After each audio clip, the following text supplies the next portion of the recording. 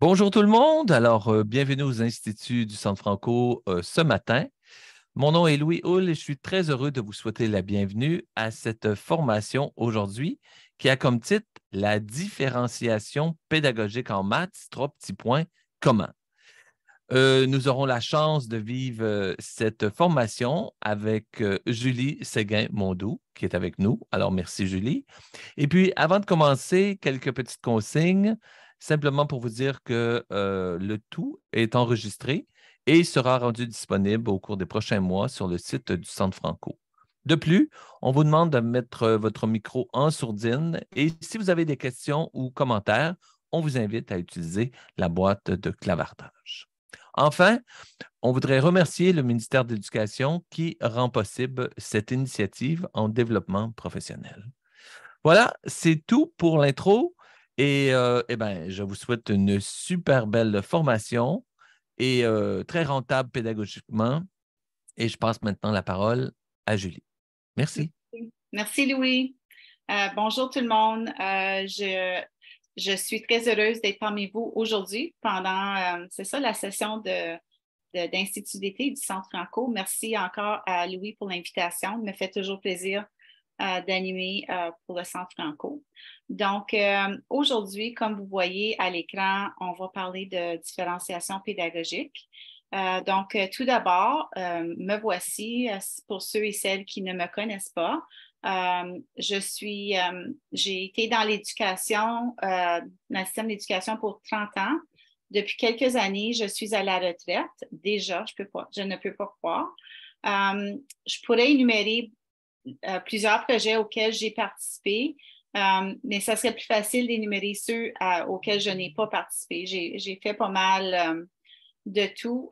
J'ai touché à pas mal tous les projets mathématiques en province, des plus anciens jusqu'aux plus récents avec les ressources du Centre Franco, avec le nouveau programme cadre 2020, avec des ressources en collaboration avec l'AFEMO et OEAMI, le site de ontariomath.ca.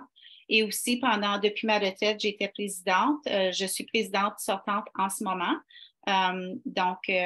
Je suis très choyée d'avoir pu participer à ces nombreux projets dans mon parcours professionnel.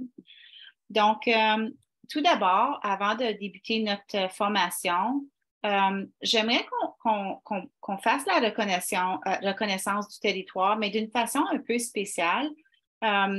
Vous savez, lorsque j'étais en salle de classe, lorsque vous êtes en salle de classe, lorsque, par exemple, les élèves chantent l'hymne national, est-ce qu'ils vraiment ils s'attardent aux mots qu'ils chantent ou est-ce que ça devient vraiment une formule ou est-ce que c'est vraiment simplement réciter des paroles sans vraiment prendre conscience?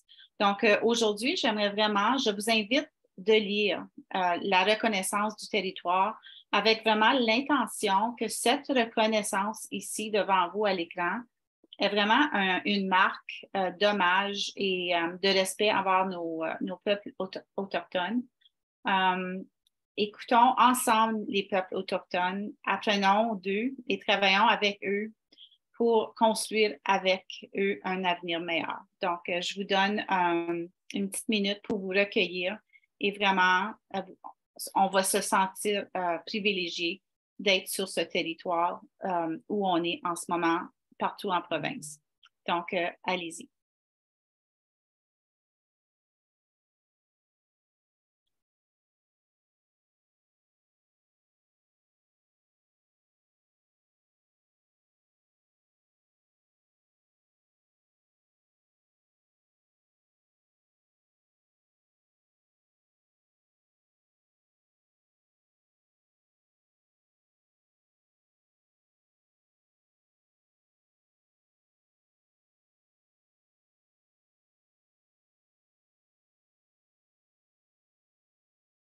Donc, merci. On va poursuivre.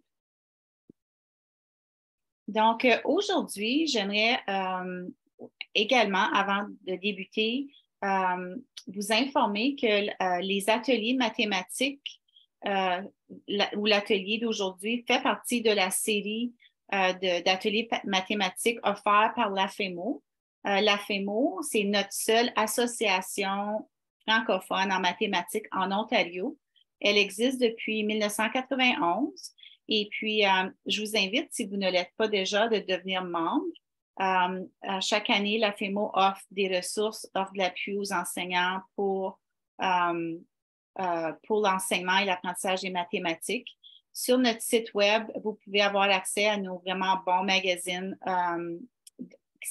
qui s'appelle l'Informateur, dans lesquels vous trouvez plein de bonnes idées. Vous avez aussi, la FEMO a fait aussi partie, je vous en ai parlé tantôt, lorsque en 2020, le nouveau programme cadre a sorti en mathématiques, on a travaillé avec l'association anglophone OAMI, pour développer des ressources pour vous, les enseignants, pour le nouveau programme cadre. Vous allez, puis là, comme je vous ai dit, je ne vous l'ai peut-être pas dit tantôt, mais tout ce que vous voyez à l'écran, je vous donne le lien à la fin de la présentation et tous les liens qui sont dans la présentation, vous allez y avoir accès. Donc, à la droite, à l'écran, vous voyez projet de ressources curriculaires mathématiques. Donc, si vous ne le connaissez pas, s'il vous plaît, allez le consulter. Il y a des leçons de la première à la 9e année, des webinaires, des leçons exceptionnelles. Je les ai toutes lues. Il y en a 13 par année d'études, donc faites la maths, 13 fois 8, de 1 à 8. En 9e année, il y en a, je pense, un peu plus. Il y a aussi des webinaires, donc des vraiment belles leçons et webinaires et ressources sur ce site-là, ontariomath.support. Donc, je vous invite, si vous ne l'avez pas déjà fait, allez vous chercher des leçons en codage, littératie financière. On a fait des leçons en fractions et puis le processus de modélisation mathématique également. Et partagez-le avec vos collègues également, ce site-là, si ce n'est pas déjà fait. Donc, on va au menu aujourd'hui, c'est quand même assez simple, si je peux dire simple. On va explorer ensemble des stratégies. Finalement, 3. C'est notre résultat d'apprentissage, c'est d'explorer puis prendre conscience de 3 stratégies que vous seriez capable d'intégrer dès la première journée d'école, qui peut se faire dans tous les domaines mathématiques. Peut-être que vous les connaissez, peut-être que non. Donc, si oui, ça c'est une revue. Puis j'aimerais ça que vous me disiez dans la boîte de clavardage si vous les utilisez déjà. À la fin aussi, je vais vous partager toutes les ressources, entre autres la présentation d'aujourd'hui et un document, une compilation de ressources que je vous donne comme un petit cadeau. Et à la toute fin, il faut aussi faire ce qui est très important. C'est pour ça qu'on est ici aujourd'hui. On a besoin de votre rétro pour le Centre Franco. Donc, je vais vous donner un lien vers un sondage de satisfaction. Et puis, vraiment, là, avant de commencer, je le mets pour la dernière fois, le document pour prendre votre présence si vous ne l'avez pas déjà fait. D'accord? Donc, on saute, on y va, on enchaîne. Donc, je vais me mettre à l'écran, ici. Je mets à l'écran 4 questions, si vous voulez. Je vais vous demander, je vais vous donner 5 minutes pour les lire d'abord, et puis d'en choisir 2, et puis de les faire avec, si vous avez du matériel autour de vous, ou le faire de façon sans papier-crayon ou avec du papier-crayon, c'est comme vous voulez. Donc, on va parler des questions après. Donc, je vous donne un petit 5 minutes. Simplement, prenez conscience des 4 questions, puis ensuite en choisir 2 et les faire.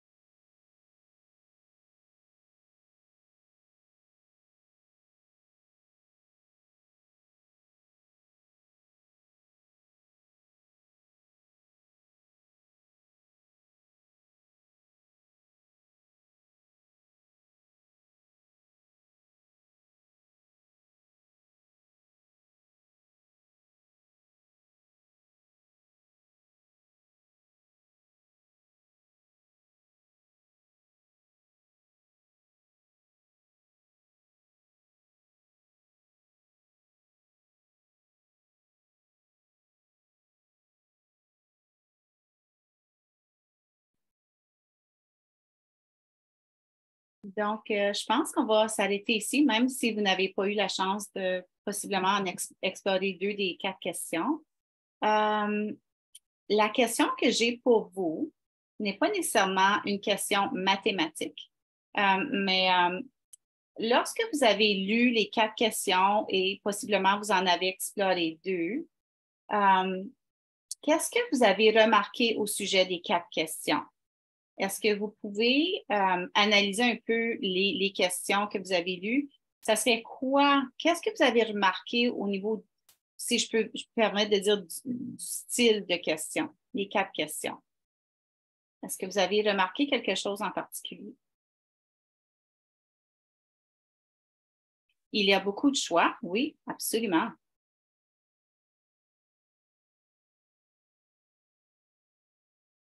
Toutes les réponses sont bonnes, ou on peut dire qu'il y a plusieurs réponses de possibles.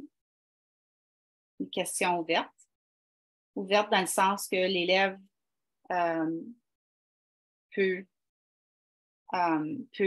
il n'y a pas simplement une seule réponse. Donc, super. J'aimerais aussi vous poser une deuxième question. Comment est-ce que vous vous êtes senti face à ces questions lorsque vous les avez lues ou lorsque vous les avez explorées? Comment vous, comme adulte, vous vous êtes senti? Est-ce que c'était vos sentiments face à une question plus ouverte versus peut-être une question fermée? Donc, juste un sentiment. Vous pouvez m'écrire dans la boîte de clavardage comment vous vous êtes senti.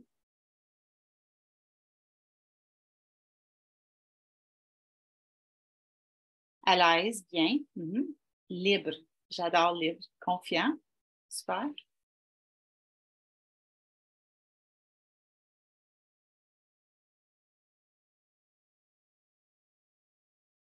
La deuxième question n'était pas claire. Donc, disons, vous dites aux élèves, pense à une question mathématique qui contient le nombre 5, 3995, puis les mots partagés et presque. Donc, obligé de réfléchir. Oh, wow, je suis capable, compétente. J'adore vos commentaires. Merci beaucoup. Puis, donc, ça nous amène à parler ici. Justement, vous avez bien remarqué que les 4 questions sont ouvertes. Puis, quand on parle de différenciation en mathématiques, comment? La question ouverte est, pour moi, un moyen incroyable pour rejoindre tous les élèves. Puis, avant de parler de ça, je voulais juste revenir sur quelques questions. Moi, je trouve que des questions ouvertes aussi, c'est un bon départ quand on commence un niveau, l'enseignement d'un nouveau concept ou un nouveau module en mathématiques. Ça nous permet de voir ce que les élèves connaissent déjà. Donc, ça nous donne un bon diagnostic souvent, la question ouverte, parce qu'on ne s'attend pas à une réponse. On va chercher ce que l'élève connaît dans le fond. Donc, la première question, je trouve que ça serait bon pour aller voir, aller observer ce que l'élève connaisse au niveau des figures planes. À 6 côtés, mais ça serait l'hexagone, puis voir si est-ce que les élèves connaissent juste l'hexagone régulier avec tous les côtés congrus et les angles, ou est-ce que les élèves sont capables de reconnaître qu'un hexagone n'a pas besoin d'avoir tous les 6 côtés égaux. Puis je le ferais aussi, cette question-là, je donnais des géoplans, puis les élèves pourraient explorer avec la question sur un géoplan ou un papier quadrillé.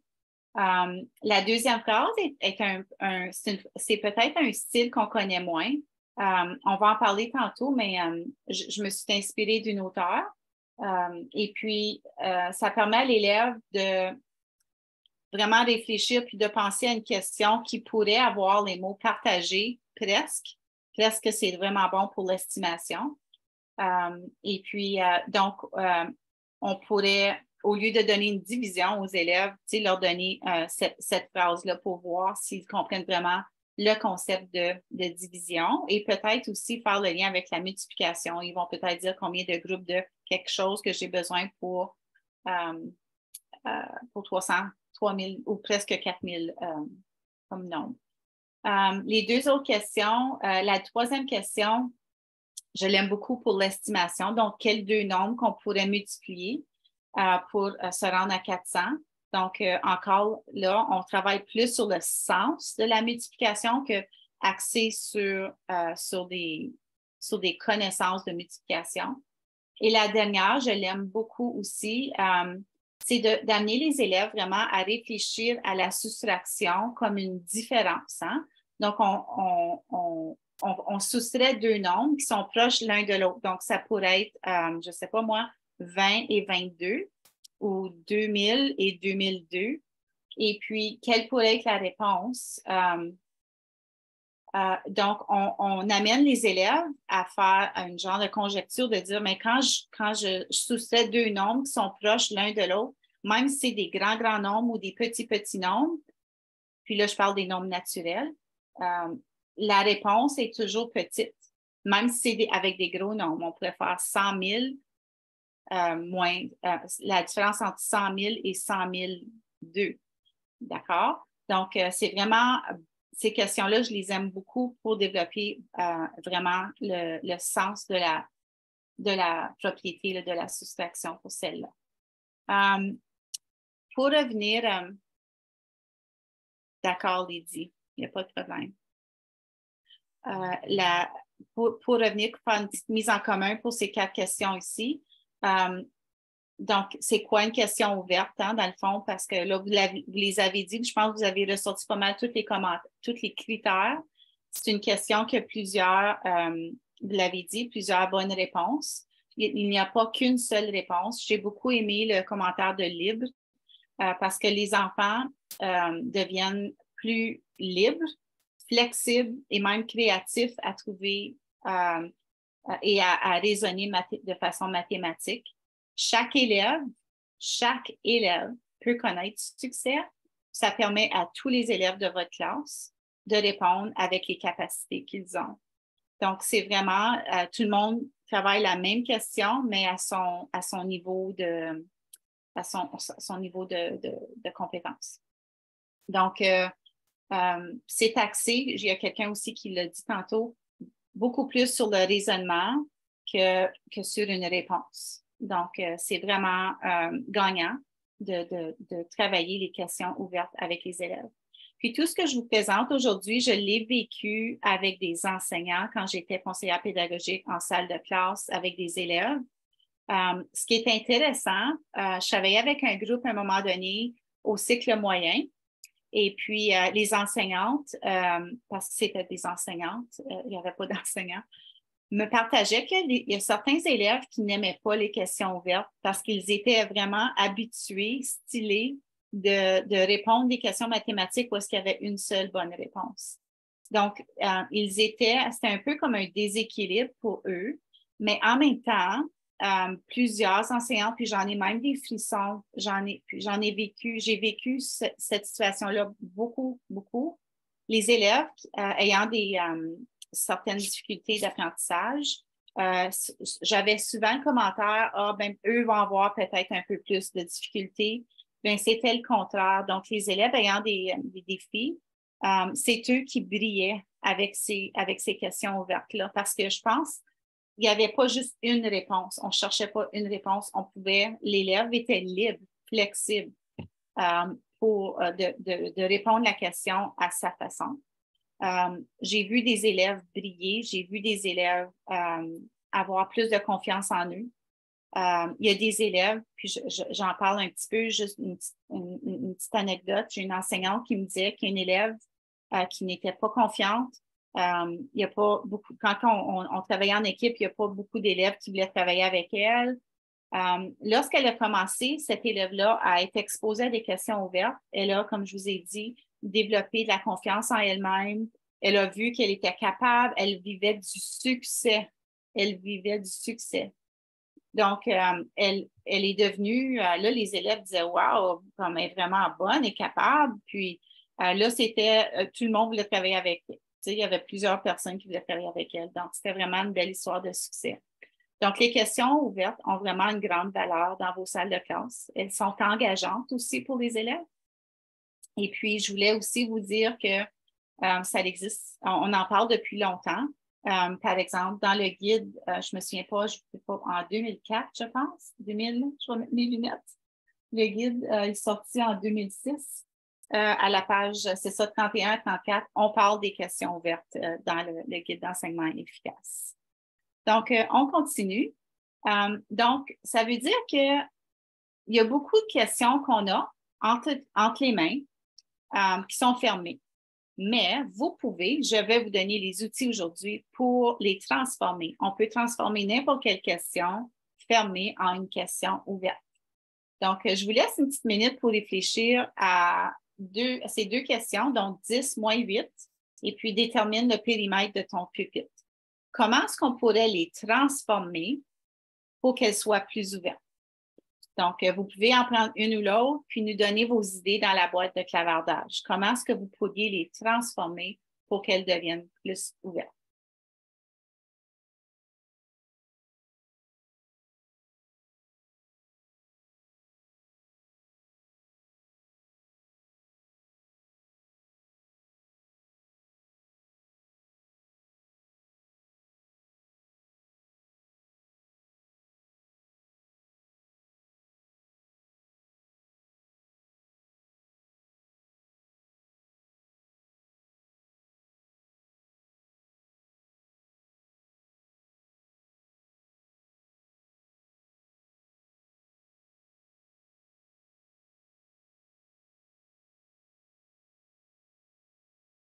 Ne vous gênez pas, il n'y a aucun jugement.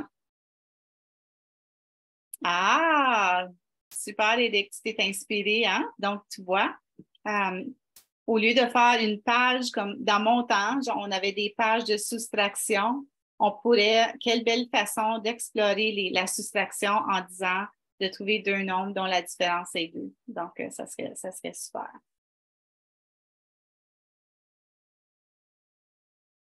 Est-ce qu'il y aurait quelqu'un qui aurait une suggestion pour la deuxième, pour le périmètre du pupitre? Comment est-ce qu'on pourrait l'ouvrir, celle-là? Comment est-ce qu'on pourrait la rendre plus ouverte, selon vous?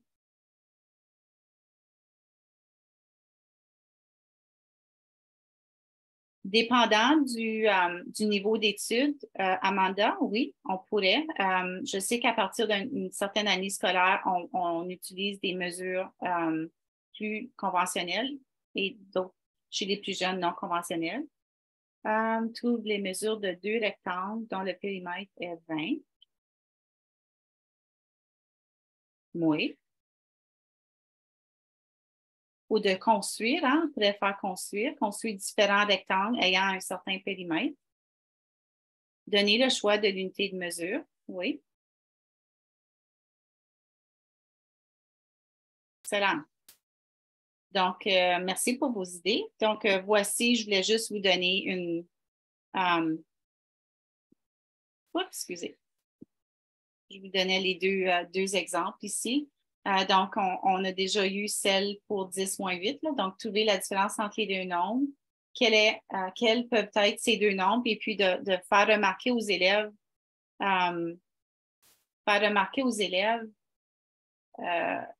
qu'est-ce qui se passe entre les deux nombres. Il y a toujours une différence de 2 et puis ça peut être n'importe quel nombre dans le nombre naturel. Pour le périmètre, si on veut ouvrir, on pourrait dire quel objet peux-tu trouver dont le périmètre est environ 40 cm. Donc, on pourrait faire comme une petite chasse dans la classe d'objets. Et puis, les objets peuvent être même arrondis. Tu sais, on pourrait faire une ficelle couper une ficelle de 40 cm. Puis, le périmètre n'a pas toujours besoin d'être rectangulaire ou d'avoir des lignes droites. On pourrait aussi avoir, par exemple, si j'ai un rouleau, un rouleau de carton, c'est le périmètre, on pourrait faire le périmètre, c'est le contour du rouleau. On peut parler de la longueur du rouleau ou d'une assiette ou quoi que ce soit. Ça peut être aussi arrondi. Donc, merci de votre participation. Donc, d'où ça vient, toutes ces idées-là? Je ne veux pas prendre le crédit. Je veux mettre en valeur une pédagogue que j'adore, qui m'a beaucoup inspirée. Marion Small a rédigé ce livre, Bonne question, l'enseignement différencié des mathématiques en 2001. Pas en 2001, mais plus tard. Mais en 2001, Marion Small, vous la connaissez sûrement. Elle habite à Ottawa, en passant. Elle a commencé un projet de recherche avec l'Université du Nouveau-Brunswick et de Toronto. Et puis, cette recherche a mené à une série de ressources qui s'appelle Prime. Je ne sais pas si vous avez déjà vu des ressources Prime de Marion Small. Et puis, elle a élaboré dans son livre 2 stratégies qui sont vraiment faciles à mettre en œuvre dans une salle de classe. La première, vous la devinez, c'est celle des questions ouvertes. Et puis la deuxième, on va y arriver dans quelques instants. Et puis Marion dit dans son livre, elle espère vraiment que les enseignants vont adapter ces 2 stratégies afin de faire vivre du succès aux élèves. D'accord? Donc, c'est vraiment, comme on a dit tantôt, là, une stratégie gagnante pour tous les élèves. Donc, les façons qu'elle construit ces questions ouvertes, puis ça, je me suis inspirée de son livre, puis je vous donne comme les grandes lignes, ça vous donne comme un résumé. Vous pourriez inverser une question. Donc, ça voudrait dire, donc, tu fournis une réponse et tu demandes à l'élève de formuler une question. Par exemple, la réponse est 450, quelle pourrait être ma réponse, ma question? Donc, d'inverser la question en donnant la réponse. Dans son livre, puis je suis convaincue que ces livres-là existent dans toutes les écoles de la province parce qu'on en a parlé, on en parle depuis plusieurs années. Puis vous pouvez, je vais vous donner aussi un lien tantôt, vous pouvez aller chercher plein d'exemples de questions ouvertes. Une autre façon de rendre la question ouverte, ça serait au lieu de vous présenter une situation aux élèves, un contexte, puis au lieu de donner les nombres, vous donnez des tirets. Vous dites, vous allez choisir les nombres de votre choix. Ça fait que les élèves vont choisir s'ils sont à l'aise avec des grands nombres, des plus petits nombres. Ça pourrait même des fractions s'ils sont rendus là. Donc, remplacez les données du problème par un tiret. Donc, j'ai acheté X nombre de boîtes de chocolat. Il y avait X nombre de chocolat dans chaque boîte. C'est l'élève qui va choisir les données du contexte. Donc, ça aussi, ça permet d'ouvrir la question. C, donc, comparer 2 concepts, j'adore ça. Donc, n'importe quel concept, vous pourriez prendre R, périmètre, puis demander aux élèves qu'est-ce qui se ressemble entre ces 2 concepts-là, quelles sont les différences. Vous pourriez mettre triangle, rectangle, quelles sont les différences, les ressemblances. Ça vous donne vraiment beaucoup d'informations sur ce que les élèves connaissent déjà. Et puis, ça construit aussi leur sens de ces concepts-là. Et puis, la dernière stratégie qu'elle utilise pour ces questions ouvertes, c'est un peu comme tantôt. On donne des mots et des nombres et on demande aux élèves de composer la phrase. Comme tantôt, je pense que c'était 5 ou 3995, il y avait presque, puis il y avait partage, je crois. Donc, elle, c'est la façon qu'elle a construit ces questions ouvertes. Donc, allons à sa deuxième stratégie dans son livre. Donc, il y a questions ouvertes, puis il y a celle-ci, cette stratégie-ci. Donc, la stratégie, c'est que, puis je l'ai vécu en classe avec des élèves, c'est super. Donc, on dit aux élèves, voici 2 tâches. Il y a la tâche A, puis il y a la tâche B. Donc, je vous laisse lire les 2 tâches, d'en choisir une et je vais vous demander de prendre une petite minute pour la faire. Donc, je vous donne une petite minute pour faire ça.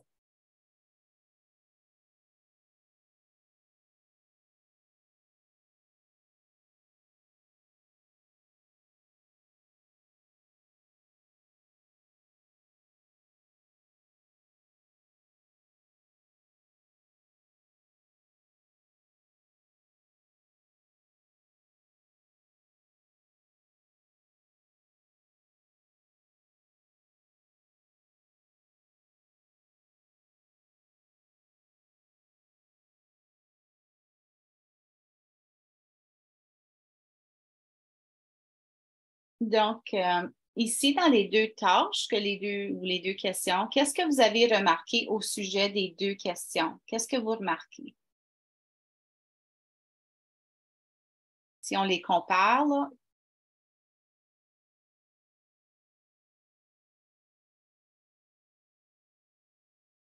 Ça serait quoi, par exemple, une ressemblance ou une différence?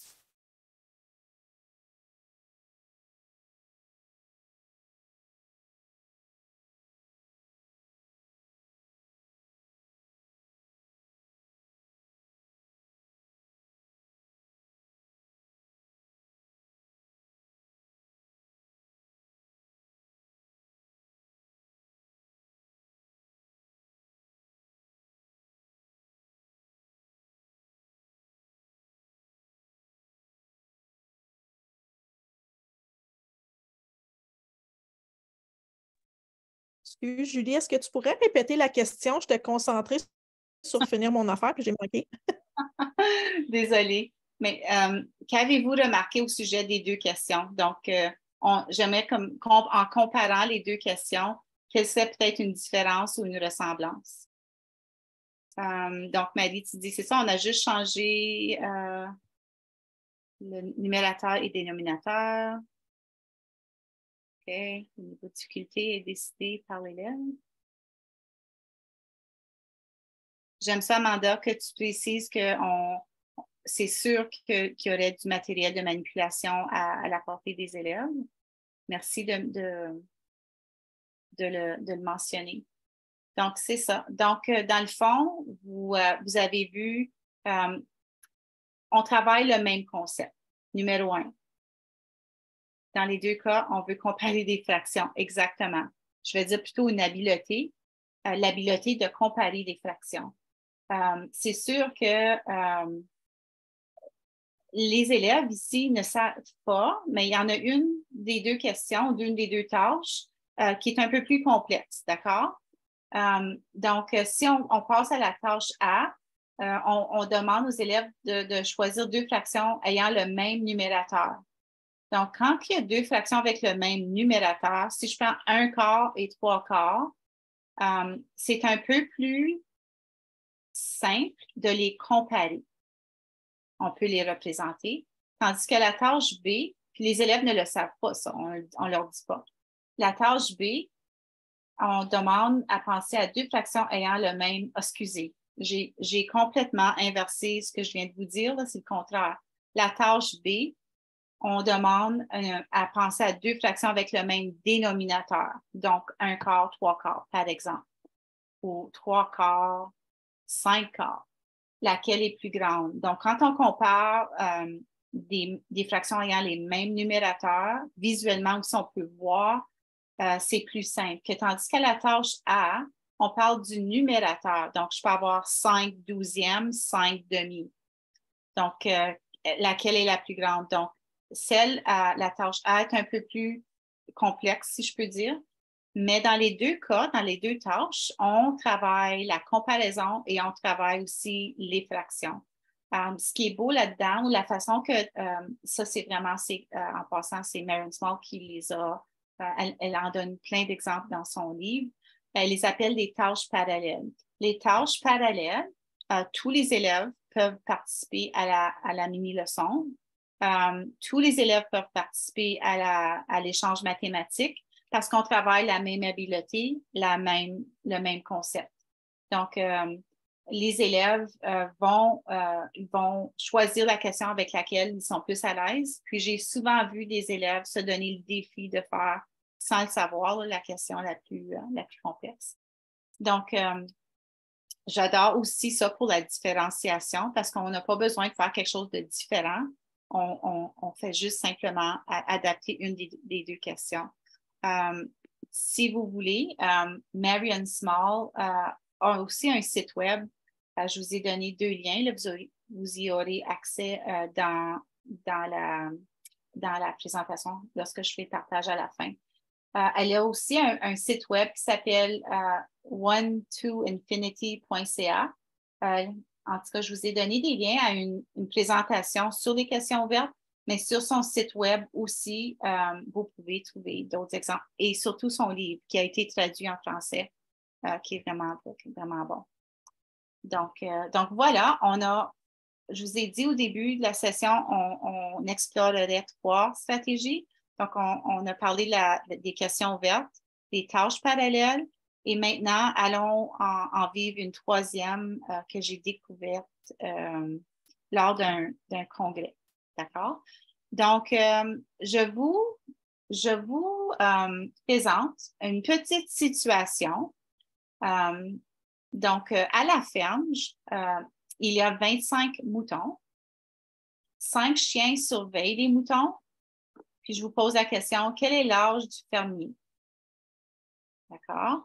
Donc, cette question-là a été présentée à plusieurs élèves en province. Je l'ai aussi fait avec des élèves dans ma région. Et puis, la question que je vous pose, c'est celle-ci. Pourriez-vous prédire ce que certains élèves pourraient répondre à cette situation ici, ce contexte ici? Puis, on a présenté ça, il me semble, moi, je l'ai fait dans une classe de 5e année. Mais on pourrait la présenter en 3e, en 4e, même chez les plus petits, là, en 2e peut-être. Donc, quelles sont vos prédictions? Quel genre de réponse que les élèves pourraient nous donner ici en lisant ce petit contexte? Amanda, tu me dis 55 parce que peut-être qu'un fermier peut avoir 55 ans. Faudrait que tu me dises 55 ans. Je pense que c'est ça que tu veux dire. Bonnie, tu m'as dit 25 plus 5. Oui. Il est assez âgé car il possède 5 chiens. Oh, c'est drôle, Karine. Oui, 55, ça n'a pas rapport au nombre d'animaux. D'accord.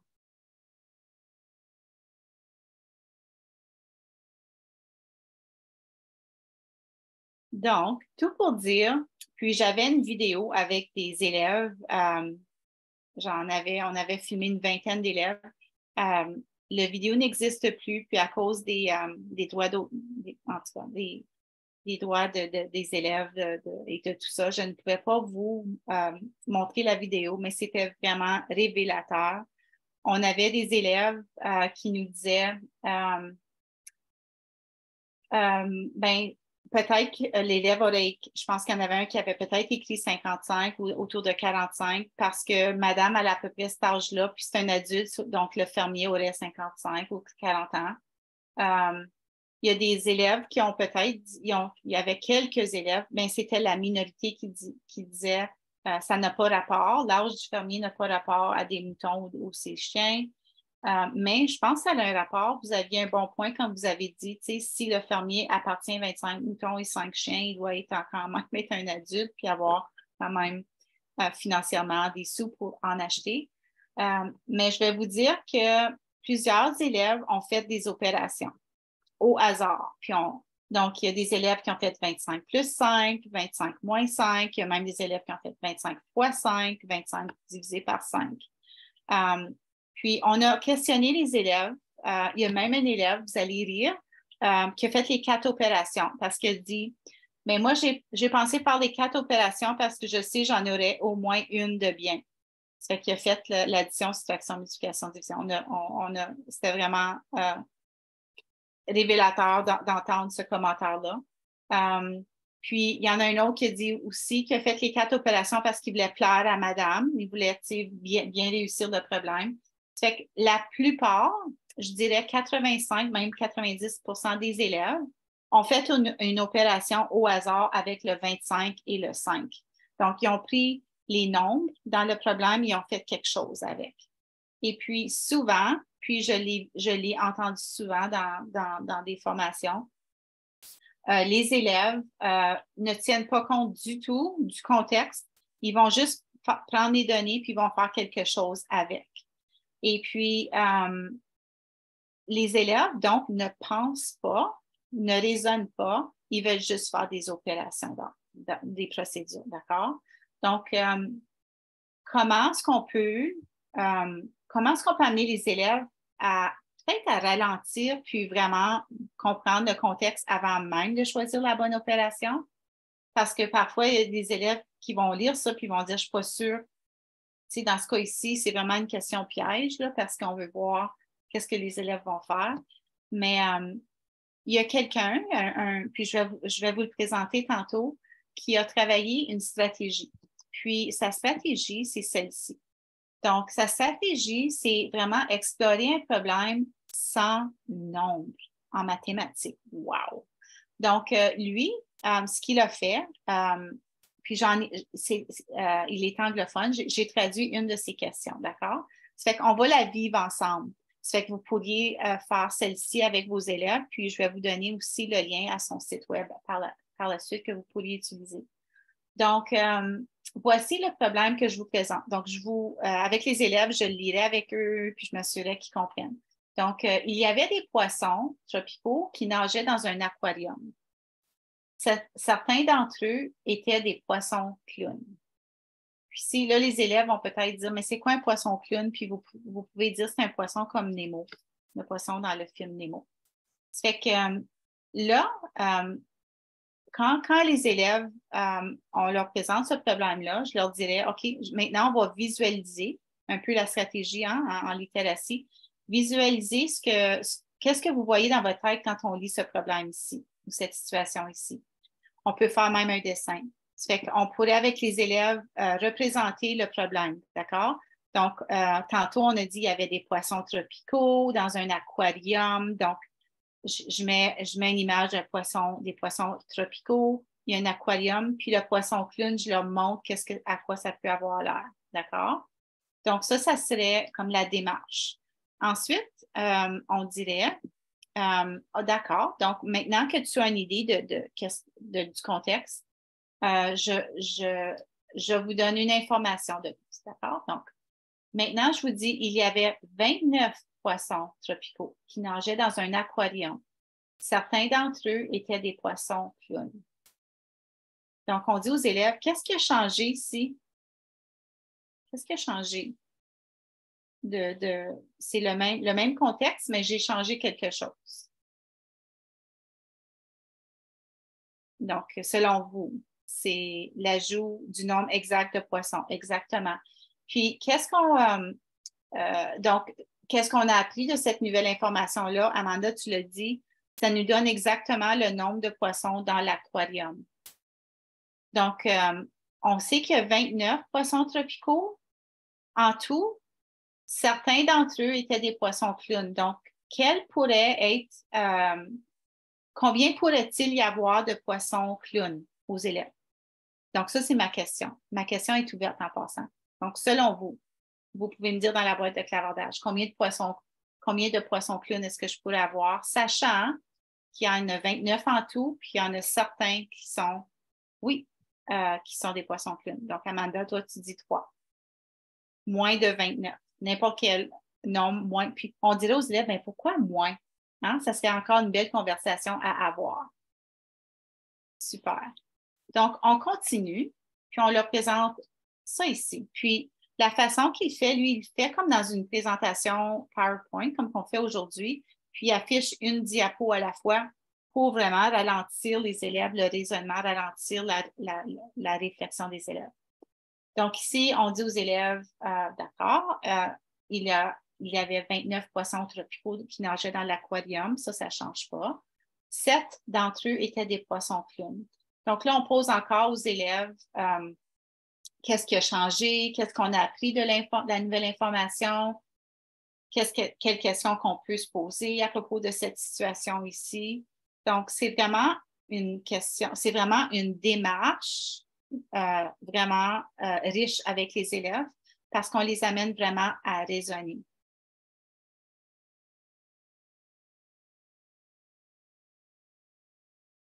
Ça, c'est une bonne question. Bonnie demande, est-ce que certains voudraient signifier quelques-uns et non beaucoup? Certains. C'est une bonne conversation à avoir. Parce que dans un contexte, dans n'importe quel contexte de la vie, quand je dis certains élèves sont malades, aujourd'hui, pour moi, ça ne serait pas comme la majorité des élèves. Donc, ça serait une belle conversation à avoir avec vos élèves. Donc, certains jours du mois ont été ensoleillés. Ça voudrait dire pour moi, c'est plus que 3. Tu vois, ça, on pourrait avoir une discussion parce que si j'avais, tu sais, si j'avais 1000 poissons, ça serait quoi certain? Donc, ça serait une... Puis, Marion Small, quand j'ai suivi plusieurs de ces formations, elle dit toujours, parlez-en avec vos élèves. Puis, c'est bon que les élèves se confrontent ces idées-là. C'est quoi certain pour toi? Puis, il n'y a pas une bonne réponse, mais il y a une réponse quand même plausible dans le sens que faut que la réponse soit entre tel et tel nombre. Vous pouvez vous entendre avec les élèves. Ça serait quoi certain? Ça serait quoi une bonne quantité? D'accord? Et à la fin, on dit, donc on reprend, puis on demande combien de poissons ne sont pas des poissons clowns. Puis je pense qu'avant même que les élèves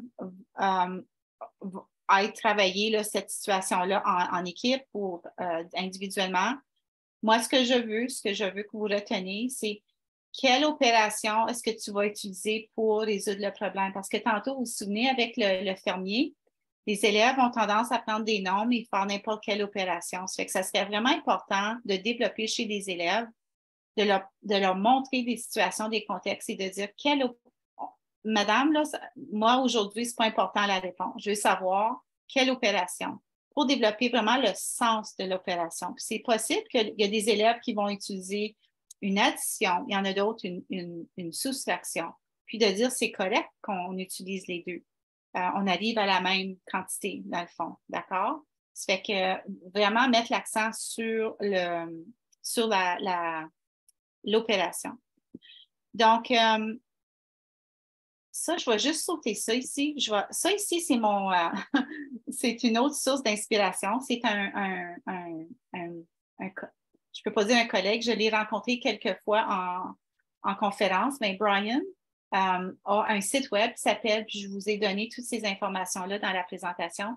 Puis son site web, ça s'appelle Numberless Word Problem. Donc, lui a vraiment développé ça parce que ses élèves, comme on s'est parlé tantôt, il ne raisonnait pas en mathématiques assez bien. Ça fait il a voulu ralentir, il a voulu développer cette stratégie ici, si je peux dire stratégie.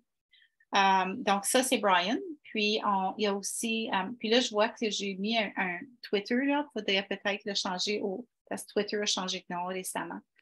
Ça ici, c'est un autre type de numberless problem là, pour lui.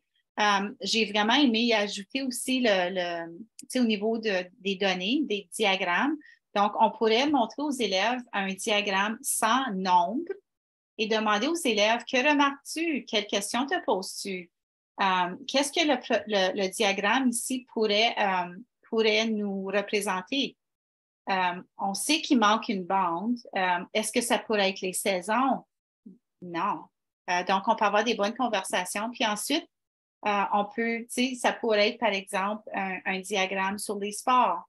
Donc, je trouvais que c'était intéressant aussi, pas juste des problèmes de mots, mais on peut aussi donner des exemples avec des diagrammes sans nombre.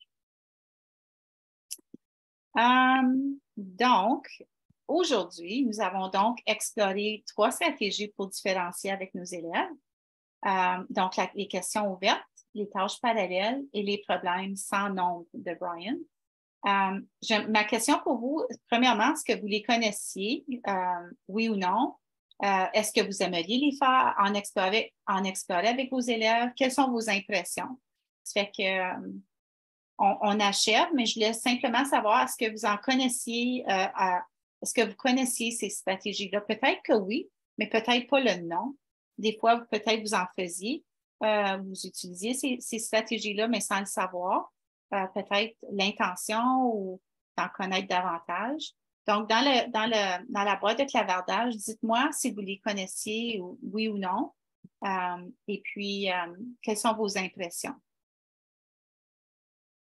D'accord. Super. Pendant que vous faites ça, je vais aller vous montrer. Ça ici, c'est le site web de Brian. C'est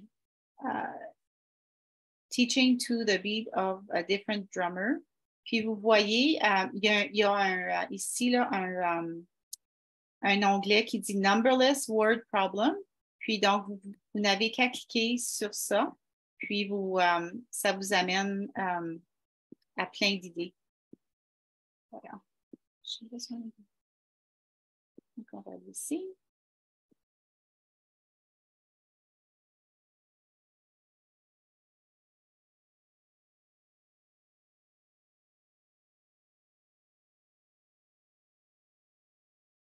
D'accord, mais merci pour vos commentaires. Je suis contente.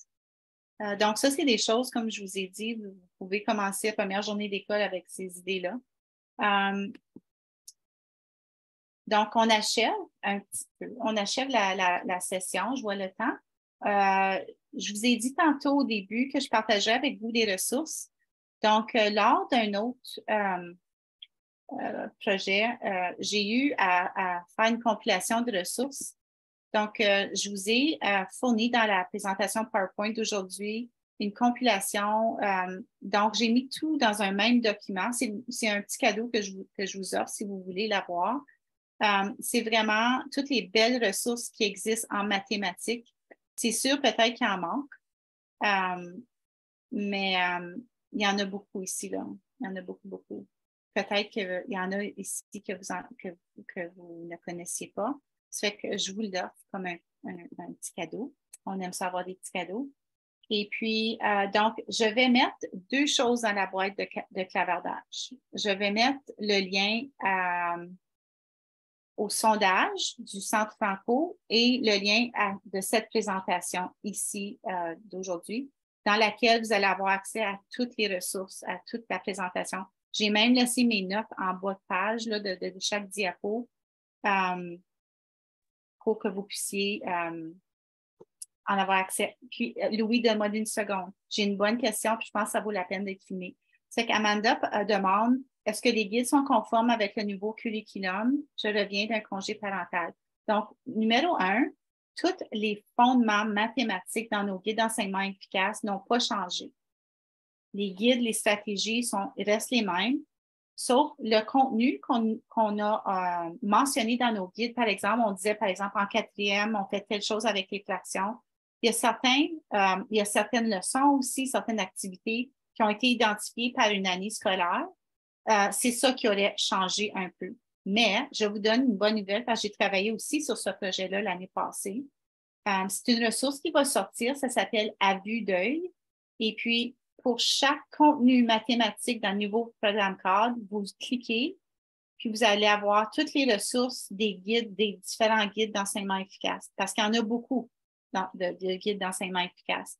Donc, on a fait le travail pour vous, puis on espère que cette ressource-là, gardez vos oreilles ouvertes, cette ressource-là s'en vient. Donc, on a pris tous les guides, on a travaillé vraiment fort l'été passé, puis c'est presque prêt, d'accord? Ça fait qu'on espère que ça soit prêt pour la rentrée scolaire. Ça s'appelle, je vais le mettre dans la boîte de clavardage, à vue d'œil. Donc, en un coup d'œil, on clique, on a toutes les informations des guides d'enseignement efficace pour tous les contenus mathématiques du nouveau programme cadre. On va trouver ça où? Probablement, c'est le Centre Franco qui a le contrat. Donc, je suis certaine qu'il va y avoir des formations qui vont se donner et aller visiter le site du Centre Franco également. Donc, sur ça, je mets les deux liens dans la boîte de clavardage pendant que Louis nous revient. Puis, tu vas arrêter aussi l'enregistrement. Julie, que dire de plus, effectivement? Donc, la ressource dont tu parlais, je suis très content de vous dire qu'on a déjà eu une formation vendredi dernier qui parlait de cette formation. Si je ne me trompe pas, c'est peut-être coup d'œil ou à vue d'œil, mais je le sais que si ce n'est pas celle-là, qu'on va en entendre parler très, très bientôt, là. Fait que merci. Oui, j'arrête l'enregistrement, puis après ça, je ferai les remerciements. Donc, j'ai mis